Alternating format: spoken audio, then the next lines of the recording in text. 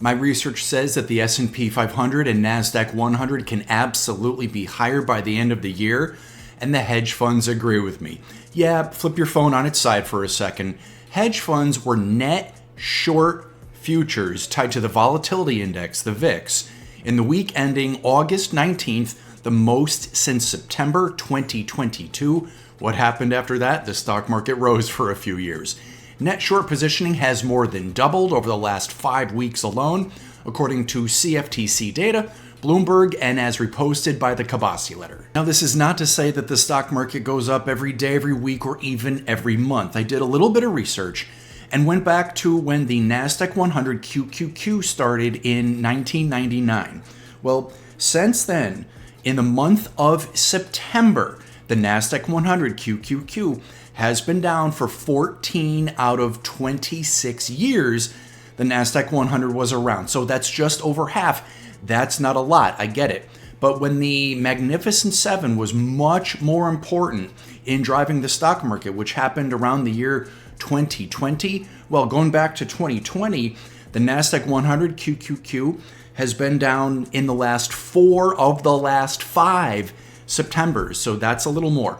I understand. It's interesting. The history is interesting, but I will absolutely be looking at all of my research in real time to see if even more weakness, seasonal weakness, does come along in September. I kind of hope it does. I would love to see cheaper prices. I would buy in more, but expect some seasonal weakness in September. Pretty much strength today, though. Here we are on the S&P 500 as of 2:30 this afternoon, making a confirmed breakout above 6,467. This is bullish. I think on a technical basis, the stock market can head higher from here. A breakdown point now, again, would be that level at 6,467. Anything below that could be a buying opportunity. Now, in technically speaking here, in the short and medium term, with the up stock market yesterday and so far today, the underlying mood swings are pretty happy right now. They're not completely exuberant across the board, but they're pretty moderately happy. Just technically telling me that yes, there is room in the immediate term for stock prices to rise, but technically, statistically, there is more room now for stocks in the immediate term to fall. Tomorrow we get PCE, the Fed's preferred version of inflation. Let's see what happens. That can be a market mover in either way tomorrow morning. Happens at 08:30 Eastern time. So there's room to rise. There's more room to fall. The bias might be to the upside, but things are good here. Congratulations. Things are good with gold. Congrats if you are in this gold swing trade with me as of 2/24. Making an unconfirmed breakout above $3,452 an ounce. If it can confirm the breakout and close meaningfully higher tomorrow, gold could technically continue higher from there.